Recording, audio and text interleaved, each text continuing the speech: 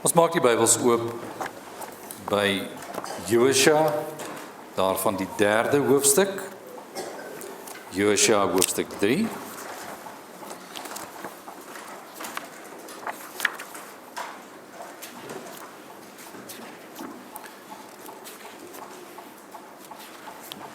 Die Here gee hierdie geskiedenis van Israel vir ons, sodat ons die prentjies kan sien wat die Here laat afskilder het van sy groote genade. Ons sien hoe die Here die eerste 5 boeke gee, waar hy die skepping, die totstandkoming van die wêreld, die totstandkoming van genade na die sondeval, die totstandkoming van 'n verbond in Abraham tot en met vandag. Ons sien hoe Genesis uitloop by die Here wat genade bewys. Exodus, verlossing, die Here wat aanbidding 'n prentjie gee. Die geskiedenis van daar loop deur Exodus, Numeri, en dit word herhaal in Deuteronomium, hoe die Here in 'n woestyn swerftog van 40 jaar met 'n volk soos Israel werk. Hierdie alles die eerste 5 boeke van die Here se woord, en nou in Deuteronomium 'n boek met die naam van Josua, die naam van die leier, een van die 2 verspieders, en sy naam beteken die Here red. Hierdie hele boek gaan die Here red. Hoe doen die Here dit? En elke hoofstuk het iets daarvan gewys. Eers die leierskapsverandering en die verlossingsplan wat die Here gee in hoofstuk 1, hoofstuk 2, hoe die Here verlossing reeds vestig, en dat ons sal raak sien dat die Here 'n besonderse verhouding met Israel het, maar dat hy ander volke reg deur die proses aanraak. En een van hierdie volke was die Amorite, en die volk natuurlik van waarin Rahab 'n lid was, die Kanaaniete, en ons sien hoe die Here werk van plek na plek en hoe hy wys dat hy God is. Voordat ons hoofstuk 3 saam lees, kom ons bid. Almagtige en barmhartige God, dankie Here dat ons weet, ons is in 'n wêreld wat baie besig is, in 'n wêreld wat met baie dinge bedrywig is.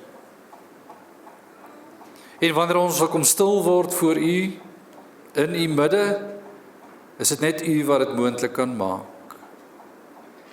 Daarom is ons gebed, Here, dat U nou met ons is, en in die teenwoordigheid dat U sal stilmaak wat rondom ons besig is, die opwinding van 'n nuwe jaar, 'n nuwe skooljaar, en die dinge wat rondom ons reeds gebeur.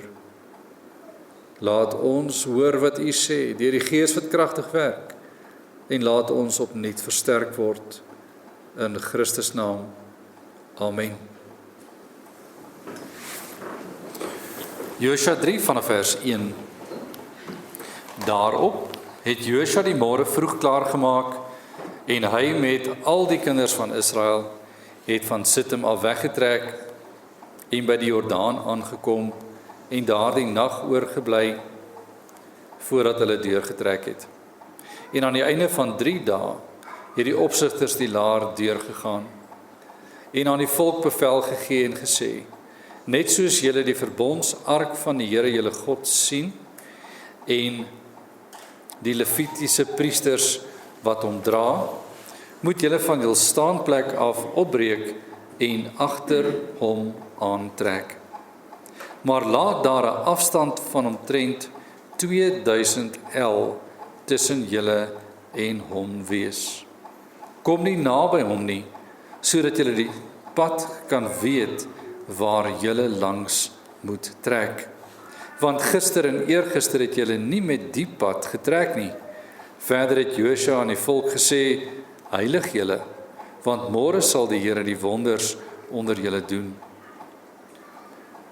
En Josua het met die priesters gespreek en gesê: neem die verbondsark op en trek weg voor die volk uit. Toe het hulle die verbondsark opgeneem en voor die volk uitgetrek. Daarop sê die Here vir Josua: Vandag sal ek begin om jou groot te maak voor die oë van die hele Israel, sodat julle kan weet dat ek met jou sal wees, soos ek met Moses gewees het. Gee jy dan bevel aan die priesters wat die verbondsark dra en sê: Net soos julle aan die kant van die water van die Jordaan kom, moet julle in die Jordaan bly staan. Toe sê Josua aan die kinders van Israel: Kom nader hierheen en luister na die woorde van die Here, julle God. Verder het Josua gesê: Hieraan sal julle erken dat daar 'n lewende God tussen julle is, en dat hy sekerlik die Kanaaniete en Hittiete en Jewiete en Feresiete en Girgasiete en Amoriete en Jebusiete voor julle uit sal verdrywe. Kyk, die verbondsark van die Here van die hele aarde trek voor julle uit die Jordaan in. Neem dan nou vir julle 12 manne uit die stamme van Israel, 1 man uit elke stam, en net soos die voetsole van die priesters wat die ark van die Here van die hele aarde dra, in die water van die Jordaan rus, sal die water van die Jordaan afgekeer word. Die water wat van die bokant afkom, en dit sal soos een wal bly staan. En toe die volk wegtrek uit hulle tente om deur die Jordaan te gaan met die priesters wat die verbondsark dra op die voorpunt van die volk, en net toe die draers van die ark by die Jordaan kom en die priesters wat die ark dra hulle voete aan die kant van die water insteek, terwyl die Jordaan vol was op al sy walle, al die dae van die oes, bly die water staan wat van die bokant afkom. Dit het opgereis soos een wal, baie ver weg by die stad Adam wat langs Sartan lê, en die wat afstroom na die see van die vlakte, die Soutsee, het heeltemal verdwyn. Toe het die volk deurgetrek teenoor Jerigo, maar die priesters wat die verbondsark van die Here gedra het, het onbeweeglik bly staan op droë grond binne in die Jordaan, terwyl die hele Israel op droë grond deurtrek, totdat die hele volk die deurtog deur die Jordaan volëindig het. Geliefdes in ons Here Jesus Christus, ons kyk na hierdie gedeelte in sy volheid en hoe dit deel 1 is van 2, want Josua 4 sal die volgende deel wees, van dieselfde saak. Ons gaan deur en dan kyk ons terug. Ons gaan deur en dan kyk ons terug. Wanneer ons as kinders van die Here, as kerk van Christus Jesus, moet deurtrek of verbytrek of aanhou trek, hoe sal ons dit doen? Ons sal dit doen soos ons voorgeslagte dit waarskynlik probeer doen het. Ons is altyd besig om te trek. Dis nie net van huis na huis nie. Dis baie keer net van skooljaar na skooljaar. Kinders, jammer, maar die jaar het begin. 'n Nuwe skooljaar het 'n aanvang geneem en ja, die eerste week is al verby. Al was dit net so 'n stukkie van 'n week. Boeke is uitgedeel, huiswerk is al gegee, party se toetsdatums is al vas. Hoe gaan ons hier deurtrek? Eerste kwartaal lê voor. Hoe gaan ons dit doen? Maklik. Ons gaan leer. Ons gaan elke dag doen wat ons moet doen. Dan sal ons daar uitkom by die eindpunt van die kwartaal. Gaan dit moeilik wees? Vir sommige wel, vir ander minder moeilik. Gaan dit gemaklik wees? Ek seker vir niemand nee. Vir niemand gaan dit gemaklik wees nie. Dis 'n skoolier se potensiële rivier. Is daar nog riviere? Ja. Party gaan studeer, onsekerheid van studies, onsekerheid van 'n studiejaar lê voor vir die bietjie meer gevorderde studente. Hoe lyk ons werksjaar? Wel, dit hang af van die ekonomie. Gaan die besighede blom? Gaan dit 'n jaar wees van bloeityd vir hierdie land? Of gaan ons maar net nog verder en verder afgaan in ekonomiese onsekerheid? Wie sal weet? Hoe lyk dit aan die kant die rivier? Ons weet nie. Israel ken die pad tot hier. Hulle bly in Sittim. Dis die plek waar hulle tent opgeslaan het en nou is alles wat voor lê nuut, vars, onbekend. Amper soos hierdie jaar wat vir ons voor lê. Wie weet wat met ons gaan gebeur? Gaan ons nog huil hierdie jaar? Gaan die trane van die verlede vir ons ligter word? Gaan ons uitdagings hê wat ons glad nie kan hanteer nie? Wie weet? Wat sal dit maak? Wat sal dit draaglik maak? En wat sal dit moontlik maak om hierdie jaar te betree? Hierdie akademiese jaar, veral vir ons kinders. Skoolleerders, hoe dink julle? Hoe gaan ons maak? Vanoggend het die woord van die Here vir ons 'n pad wat hy vir ons wys. Wanneer hierdie gedeelte begin, staan daar dat hulle gekamp het, hulle het gestaan op 'n bepaalde plek en toe het hulle weggetrek en by die Jordaan aangekom. Wanneer hulle by die Jordaanrivier aankom, en kinders, hier moet ons nou mooi volg wat gebeur. Hulle kom by die Jordaanrivier aan en die Jordaanrivier is die belangrikste rivier reg deur Israel. Van die noorde tot in die suide loop hierdie rivier. Dis die lewensaar van Israel in hierdie stadium. En nou maak die seisoen nogal saak. Daar staan in die tyd van die oes, het ons raak gelees. Hierdie tyd word in besonder vir ons genoem, dat ons kan verstaan hoe gaan die rivier lyk as ons daar kom. As jy in die tyd van die oes by hierdie rivier kom, is hy in vloed. Dit beteken sy walle loop van kant tot kant. Dis nie 'n rivier soos ons hom gewoonlik kry, een wat ons dalk maklik kan deurgaan nie. Die water is besig en die water is baie. Hulle kom by hierdie rivier en die Here wil hê hulle moet daar eers staan. Dan kom die opdrag dat die volk hulle self moet heilig. Die volk moet hulle self heilig, want die Here gaan groot wonders doen. Hoekom sou die Here dit as 'n beginpunt gee vir die volk? Die volk moet hulle self heilig. Heilig beteken afsonder vir die Here. Dis hoe die Bybel die woord gebruik. Altyd, as jy 'n heilige genoem word, is jy afgesonder vir die Here. As jy heilige werk doen, is die werk afgesonder tot diens van die Here.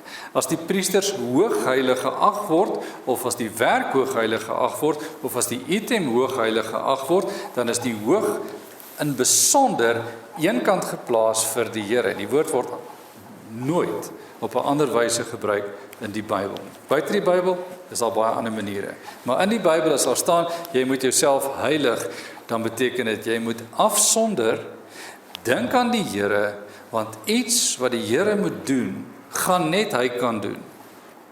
Jy moet jouself gereed maak om die genade van die Here te kan ontvang.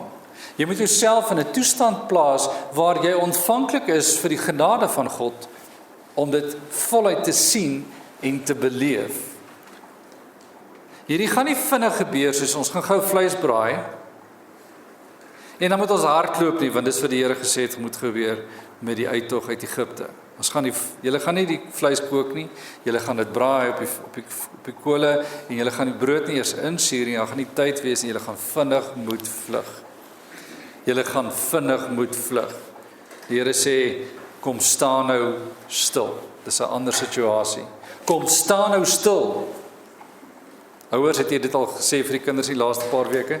Kom staan 'n bietjie stil. Kom bly 'n bietjie stil. Kom wees 'n bietjie stil.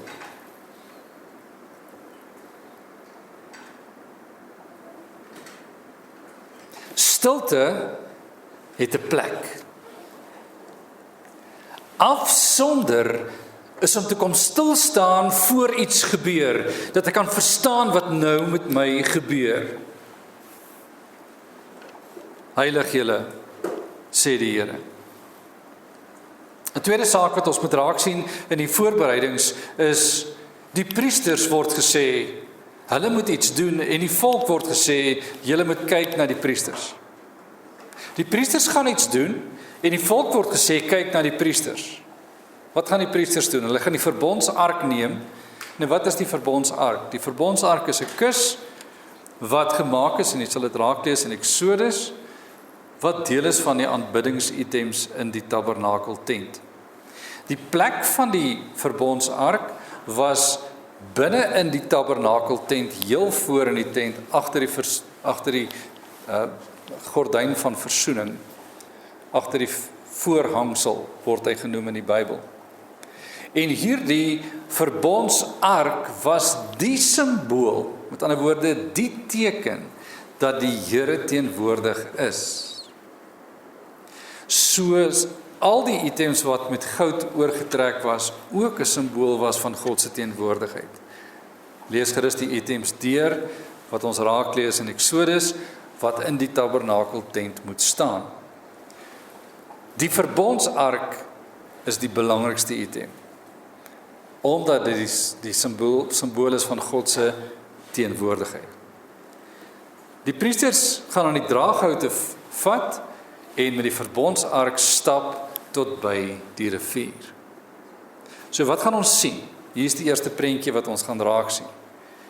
Die priesters, daar's 4 van hulle, die draaghoute laat 4 toe, 2 aan elke kant van die verbondsark, en hulle dra hierdie kus, hierdie goue kus, hierdie kus wat simbool is van God se teenwoordigheid, dra hulle en hulle loop voor die volk uit. Hoe ver gaan hulle loop? Hier staan geskrywe 2000 L. Nou 'n L is omtrent 'n half meter, 83 vertaling sê dis 900 meter, soos ongeveer 'n kilometer.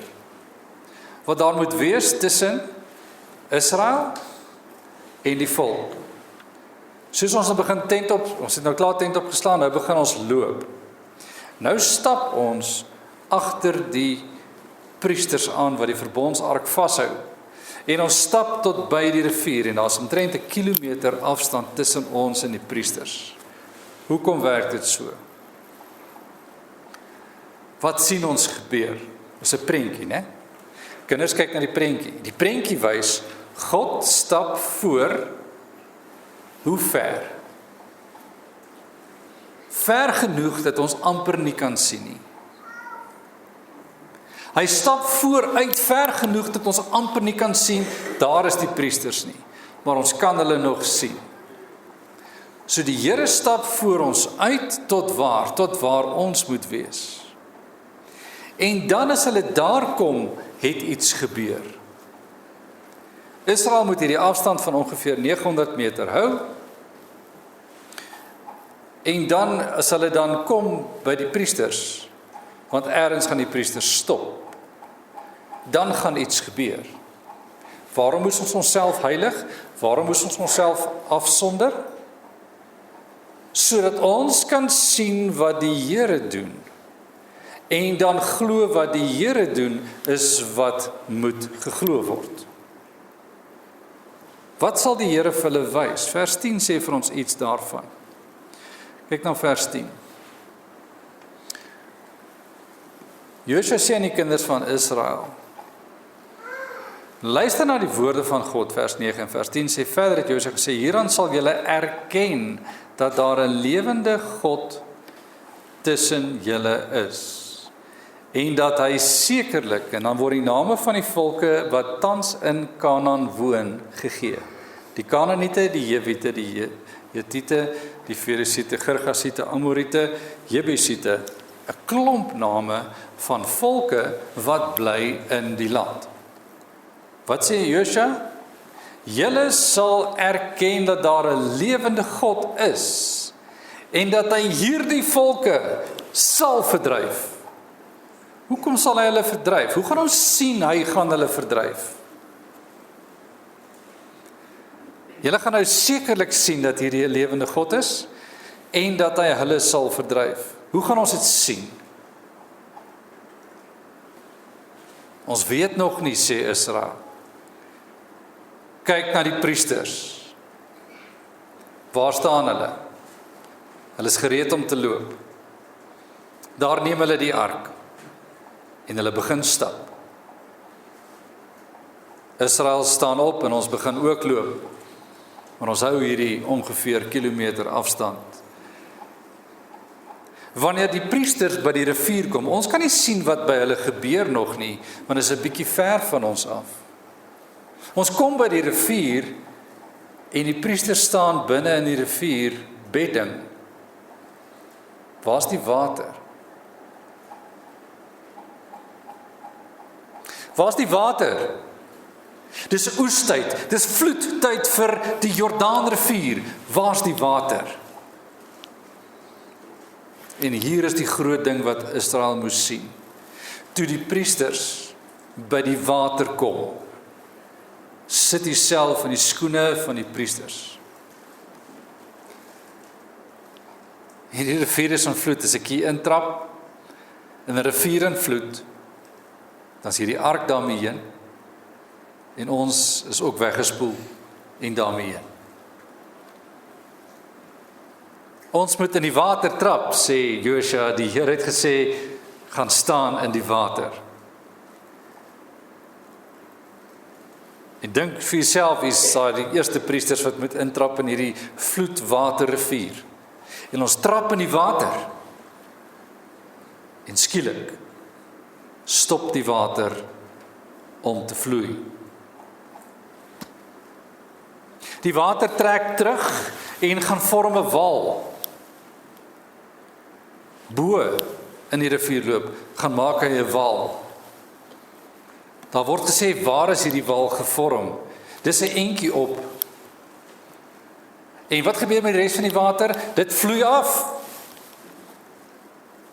En wat gebeur as ek 'n wal binne in 'n rivier in vloed sit? Wat gebeur as ek dit doen? Die water gaan oor die walle. En skielik het ek net water. Oral waar ek kyk. Ons lees nie van 'n vloed nie. Ons lees van God wat die water bymekaar hou, wegvat, en nou het ek 'n droë rivier loop. Ek het 'n droë rivier loop tot by die Soutsee, soos dit daar geskrywe staan. Die water hou net eenvoudig op om te loop.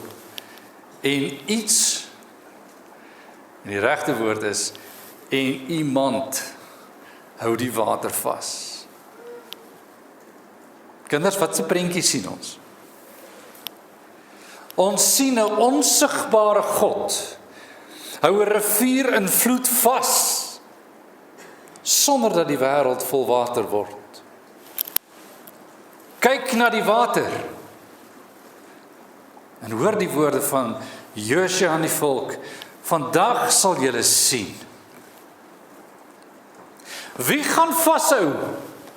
Wie gaan keer? Die Here sal. Wie gaan wegvee wat aan ons pad is? Hy wat die water vasgehou het. Is hierdie die eerste water wat Israel sien stil staan? Nee. Want wanneer die volk kom by die water wat daar nie is nie, dan word daar vir hulle gesê, stap deur. En hulle stap, en hulle stap, en hulle stap. En Israel is nie klein nie. Israel is nie 'n klein groep mense nie. Toe hulle uit Egipte uitgetrek het, was hulle iets so 600,000. Kommentatore beweer ongeveer 2 miljoen moet deurstap. Hoe lank gaan hulle vat? En hierin lê ook 'n stuk van die wonderwerk. Wanneer 'n massa mense soos hierdie manne, vroue en kinders by 'n rivier kom wat in vloed is en hulle sê ons moet hierdeur om daar te kom. Hoe gaan die kinders oorleef? Hoe gaan die vroue dit maak? Hoe gaan die manne dit maak as die rivier in vloed is? Maar wie hou die rivier vas? Dat die magte van Israel, die menigte mense van Israel, die weerbare manne wat aan die kant die rivier was en gesê het hulle gaan saam om die land te verower, net hulle vroue en hulle kinders het agtergebly in daardie gebied wat die Here reeds aan hulle gegee het. Maar die weerbare manne van daardie stam en 'n half, Manasse se halwe stam en die ander 2 stamme, hulle is by en hulle sien wat die Here doen. Onmiddellik moet die volgende waarheid duidelik word. Ons sien die priester staan in die rivierbedding en daar's die water hier. Hulle hou vas, die verbondsark, simbool God is hier teenwoordig. Ons stap nou deur, terwyl ons vir die priesters kyk en ons stap, en ons stap, en ons stap. Want die Here wys vir ons, waar gaan ons heen? Want hy stap voor, hy het tot hier voorgestap, en dan gaan hy weer verder voorstap. En ons is deur die rivier, en as ons deur is, lees ons in vers 17. Wat lees ons in vers 17? Maar die priesters, wat die verbondsark van die Here gedra het, onbeweeglik bly staan op droë grond binne in die Jordaan, terwyl die hele Israel op droë grond deurtrek, totdat die hele volk die deurtog deur die Jordaan volëindig het. En dan lees ons in hoofstuk 4, en die rivier het weer teruggegaan in sy vloed, en aangehou vloei soos tevore. Waar het ons dit gesien? Toe die Here die see gekloof het met die uittog uit Egipte, het die Here dieselfde gedoen. Hy het almal laat deurtrek, en toe almal deurgetrek het, en die Egiptenare is binne die see, toe is die water. Wat het Rahab gesê in hoofstuk 2? Ons het gehoor hoe julle deur die see getrek het. Ons het dit gehoor. Wat gaan sy nou sê?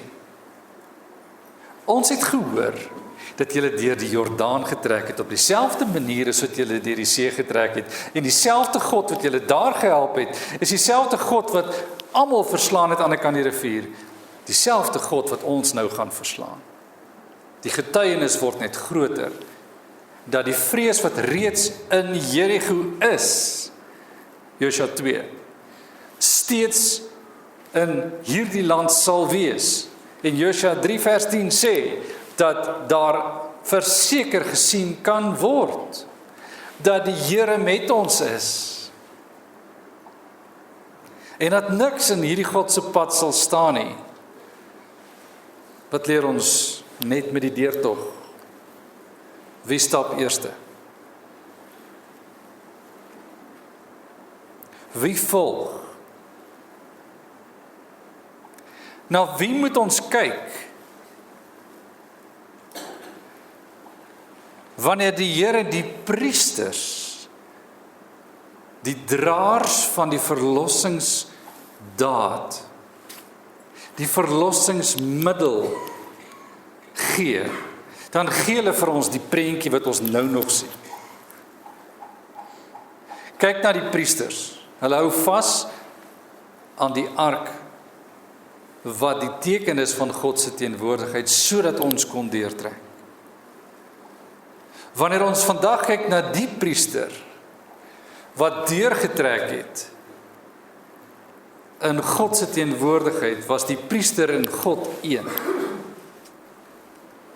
Ons kyk na Christus en die prentjie van Christus word duidelik hierso vir ons verduidelik.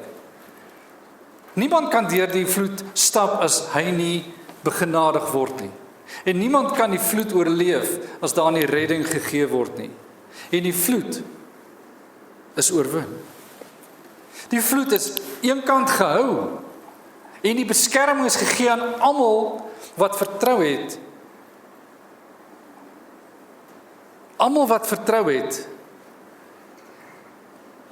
in die vermoë van die God wat die draers van die genade was.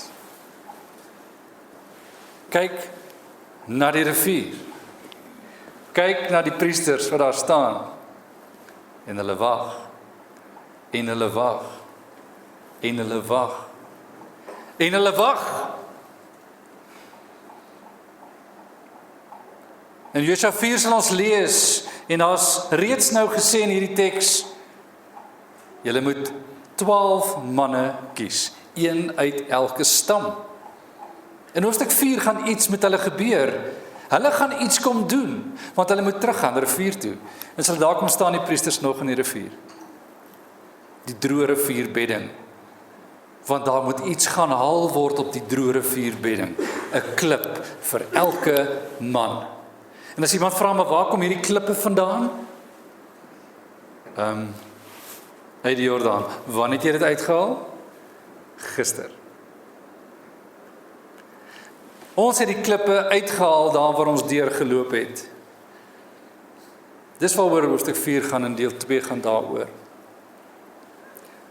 Wanneer die Here die verlossing bewerk en die deurgang moontlik maak, kan jy nie anders as om te sê, as die Here nie so gedoen het nie, sou ek nie kan wees waar ek is nie.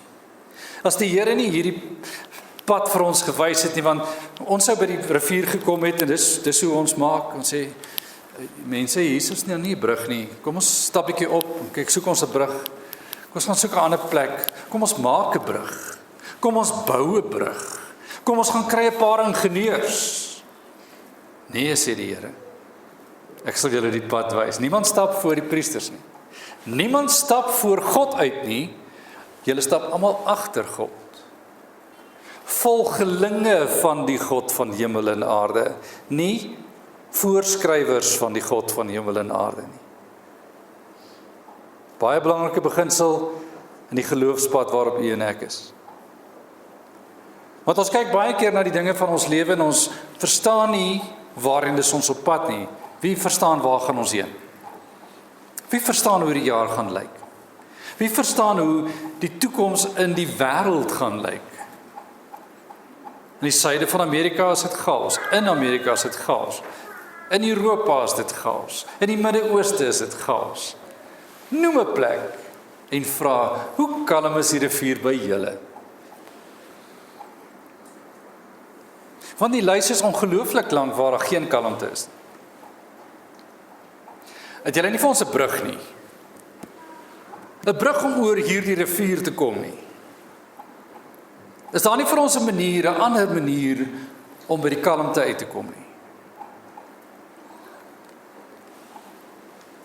Want die onstuimigheid vir Israel is geweldig, want hulle weet nie wat kom nie. Die onstuimigheid in Kanaan is geweldig, want hulle weet nie wie kom nie. En hulle weet nie hoe hulle kom nie. Maar dieselfde God veroorsaak albei se onstuimigheid. Vir die ongelowige in Kanaan, wat weet die Here kom om te oordeel, is daar onstuimigheid. Vir die wat glo dat die Here sal voorsien, vir hulle is daar onstuimigheid. En die rivier is tans in die pad. Nie die fokus nie, maar die weg is nie glad nie. Dis 'n weg van vertroue en dis die prentjie wat ons moet sien. Wanneer u en ek saam met Israel sou stap tot daar en ons het ons 21ste eeuse planne, hoe maak ons dit? Met die priesters? Manne, klim in die water is gevaarlik. Of maak ons planne soos die Here dit maak, waarvan hy die antwoord en die probleem en die krisis en die oplossing ken.